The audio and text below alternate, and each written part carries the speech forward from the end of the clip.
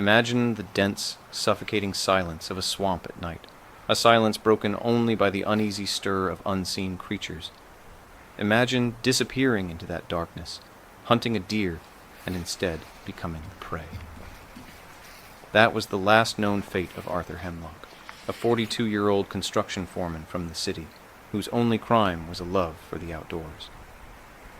Arthur was an ordinary, relatable man, married with 2 young children, whose yearly pilgrimage to the Briarcliff Swamp for deer season was his escape from the mundane. His life was abruptly extinguished on an overcast Saturday in November, turning a simple hunting trip into a 9-year-long tragedy, and eventually a bizarre cold case that would shock a quiet corner of the state. The central paradox of his disappearance was the sheer, absolute nothingness that followed his last sighting. A man had simply walked into a vast, indifferent wilderness and ceased to exist.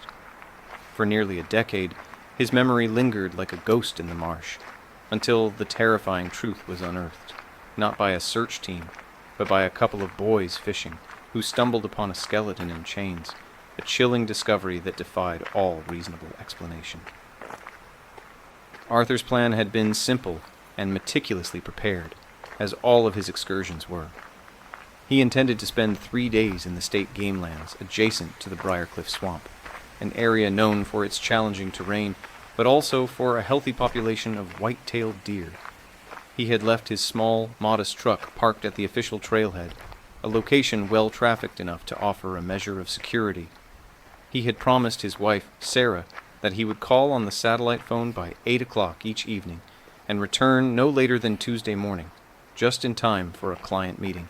The swamp itself was an imposing character in the story, a treacherous expanse of black water, cypress knees, and quicksand-like patches of peat.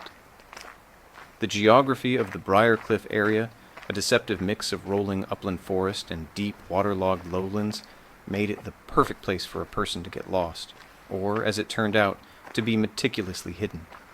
It was a remote, ancient environment that seemed to actively resist human intrusion, a silent accomplice to the crime that was to come. The final communication came on that Saturday at 7:52 in the evening. Arthur had reported to Sarah that he had set up camp, eaten a dehydrated meal, and seen some promising tracks. He sounded relaxed and happy, discussing the forecast and reiterating his love for her and the children. It was a perfectly mundane, everyday conversation that in retrospect carried the crushing weight of finality. When 8 o'clock came on Sunday and the satellite phone remained silent, Sarah's concern was mild. She reasoned with herself, recalling that the swamp was known for patchy signal, and that perhaps his battery had simply died. But when Monday morning arrived and Arthur failed to show up for work, the mild concern gave way to a growing, cold dread.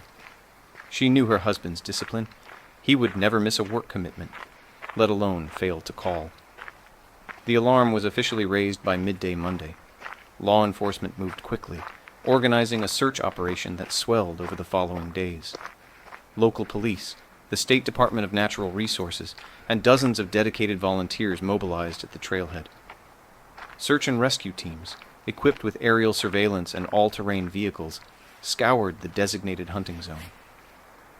The scale of the search was immense, covering thousands of acres of dense woodland and marsh. Ground crews, organized into meticulous bump lines, walked shoulder to shoulder, methodically sweeping the forest floor. Helicopters equipped with infrared cameras flew low, attempting to penetrate the thick canopy and detect any residual body heat. Yet, despite the vast expenditure of effort and resources, the results were frustratingly futile. No sign of Arthur was found, no snapped branch, no discarded wrapper, and no sign of the man who had vanished so completely. Initial theories ran the gamut from the tragic to the bizarre. The possibility of him simply having an accident, a fall, a sudden illness, or a self-inflicted gunshot wound was considered.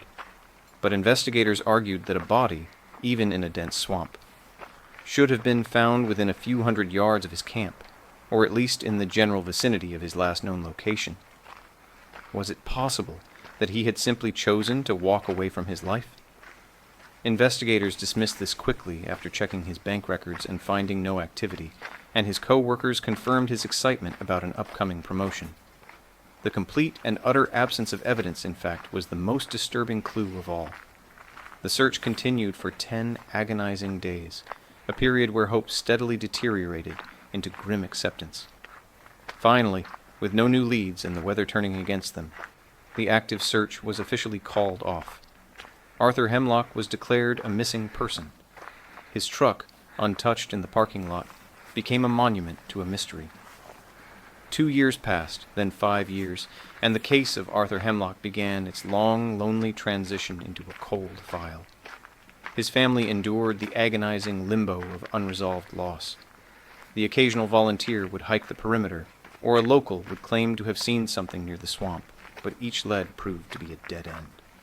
The Briarcliff Swamp had swallowed its secret whole. The emotional toll on Sarah and the children was devastating, leaving them suspended between grief and a desperate need for answers that never came. Then, in the late summer of the 9th year, an unexpected development occurred. A pair of teenage boys, illegally collecting scrap metal from an abandoned private hunting property adjacent to the state game lands, stumbled upon an unnerving sight.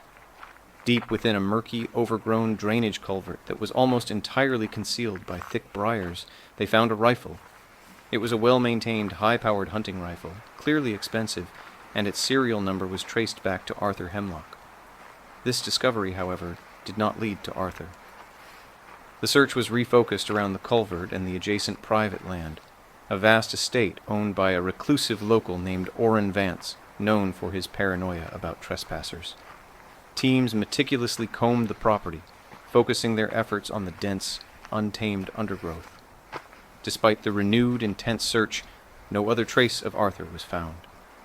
Hope once again surged, only to be crushed by the swamp's continued silence. The gun was logged as the first and only tangible clue, yet it offered no explanation as to the hunter's fate. The case was again filed away, heavier now with a single, inexplicable artifact. Another 2 years crept by, bringing the total time since the disappearance to 11 years. The case was essentially frozen, a line item in an old database. The local law enforcement had almost entirely cycled through its personnel since the original disappearance. The tragedy had faded into local lore, a cautionary tale whispered to new hunters. It was a utility crew sent to inspect an aging, little-used gas pipeline that cut through a particularly isolated section of the private Vance property that would finally end the silence. The workers had to traverse a remote, boggy section of the swamp that no casual hiker or volunteer searcher would have ever reached. There, submerged in approximately 2 feet of stagnant black water, near the root ball of an ancient cypress, they noticed something unnatural. It was a length of rusted industrial anchor chain, partially buried in the muck. The crew contacted the local sheriff's office immediately. The initial team, led by a seasoned detective who had been an auxiliary officer during the original search, arrived and began the grim task of excavation. As they pulled on the chain, a horrifying object broke the water's surface, a human skull. The ensuing forensic dig revealed the skeleton of Arthur Hemlock, submerged and secured in a manner that chilled even the most hardened veteran. The skeleton was positioned lying flat on its back, completely covered in mud and submerged vegetation. Thick, industrial-grade steel chains were wrapped tightly around the torso and the lower legs. These chains were not simply resting on the remains. They were cinched, almost woven through the ribs and femur, suggesting an elaborate, deliberate effort to ensure the body remained at the bottom of the swamp. Attached to the end of the chain was a heavy cast-iron anchor, a dark, brutal counterweight. The discovery was shocking and unnatural, immediately refuting all prior theories of accidental drowning or suicide. This was an obvious, cruel, and premeditated homicide. Forensic experts were called into the scene. The recovery and transport of the skeletal remains and the attached hardware was a delicate, macabre operation. At the state forensic facility, an intense, detailed autopsy was performed. The forensic breakthrough came when Dr. Evelyn Hayes, the state's chief medical examiner, examined the remains. Though the remains were entirely skeletonized, Dr. Hayes discovered a minute, but critical, fracture. The hyoid bone, a small, horseshoe-shaped bone in the neck that is often fractured during manual strangulation, was broken. The break was clean and precise, eliminating the possibility of a rough fall or post-mortem damage. The official cause of death was now determined to be asphyxia due to manual strangulation, an intimate and violent act. This evidence immediately transformed the cold case into an active homicide investigation. The position of the rifle, found years earlier near the victim's truck, now made sinister sense. The killer had placed it there to deliberately mislead investigators into believing the hunter had shot himself or simply vanished without his weapon. It was an elaborate stage setting, designed to manufacture an accidental death scenario. The investigative pivot was sudden and complete. Detectives moved away from the accident theory and focused entirely on the private property where the remains were found. Who had access to that remote, chained-off section of the swamp? Who had the means, the solitude, and the temperament to perform such a strange, secure burial? The answer lay on the single, contiguous property belonging to Orrin Vance. Vance, a man in his late 60s, fit the profile of the reclusive local perfectly. He was an eccentric loner who lived in a dilapidated farmhouse about a mile from the discovery site, an area known for its patchwork of abandoned industrial equipment and salvage. His neighbors reported that he was notoriously secretive and paranoid about anyone trespassing on his land, frequently chasing off hikers and warning off game wardens. He had even installed a complex homemade system of motion sensor alarms and hidden cameras along the property line years before the disappearance. Detectives began by reviewing property records and old county permits. They found that Orrin Vance was a retired mechanic and industrial salvage operator. He had the knowledge, the tools, and the materials, specifically the heavy anchor chain and cast iron weights, used to secure the body. A search warrant was immediately prepared, a document that authorized a full-scale raid on the Vance property. The raid took place at dawn on a crisp autumn morning. The Vance farm was isolated, a monument to decay and neglect, surrounded by towering stacks of rusted machinery. In his cluttered workshop, detectives found the damning, irrefutable trophy evidence. Hidden beneath a false floor panel was a lockbox. Inside, among old bills and photographs, they discovered two crucial items: a tattered, muddy hunting license and a distinctive stainless steel watch, both positively identified as belonging to Arthur Hemlock. Faced with the physical evidence, the detectives brought Orrin Vance in for questioning. He was initially defiant, muttering about trespassers and property rights. However, when presented with the watch and the license, and told of the forensic evidence of the fractured hyoid bone, his resolve crumbled. He confessed, his voice cold and devoid of remorse, detailing a terrifyingly banal sequence of events. Vance admitted that he had been near the boundary of his property when he saw Arthur Hemlock walking along a deer trail he considered his own. He viewed Arthur, a city man with an expensive rifle, as an arrogant intruder infringing on his sanctuary. The hunter had simply strayed onto what Vance perceived as his domain. They had exchanged words, the argument escalating quickly into a physical confrontation. Vance, a much larger man, had strangled Arthur right there on the forest floor in a moment of sheer, senseless rage over property lines. The confession revealed the calculated cruelty of the burial. Vance had spent the next day covering his tracks. He used his knowledge of the swamp and his industrial tools to haul the body to the drainage culvert.